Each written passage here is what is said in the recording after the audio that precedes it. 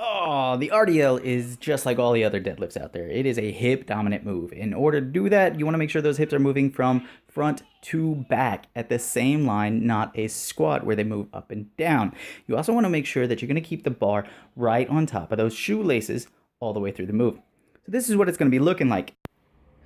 You're going to push your hips back like you're trying to touch the wall behind you. In fact, I like to position my clients about a foot or 2 feet in front of the wall and just try to get your butt to touch it. The barbell is going to stay on top of those shoelaces throughout the entire movement. Weight's going to be on top of those heels. You're going to hinge at those hips and you're going to keep that neutral neck. A lot of people like to look forward throughout the movement. Don't let that happen. Keep that spine from making unnecessary bends.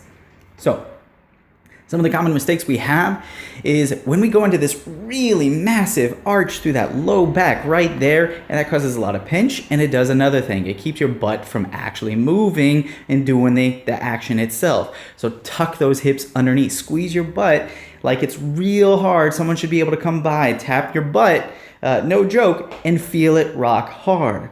Squeeze those glutes, tuck them underneath. And what I mean by that is we're going to go into that, tuck them under, not this, where we're arching. Tuck them under, not this. It's like the cat dog, or the cat versus the dog in the cat dog warm up, if you're familiar with that. We're looking for that cat.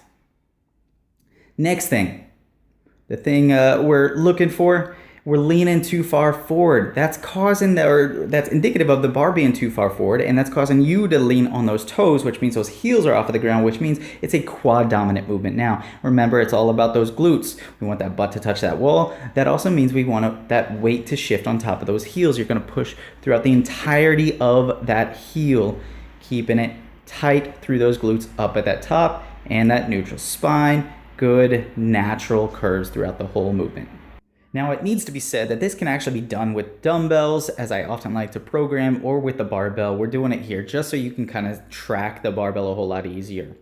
But it's a phenomenal movement that's going to get more booty. It's a great compound that's going to get the back. It's going to get those quads. It's going to get those calves. It's just really going to hit a lot. So start incorporating it into your program and do it like this.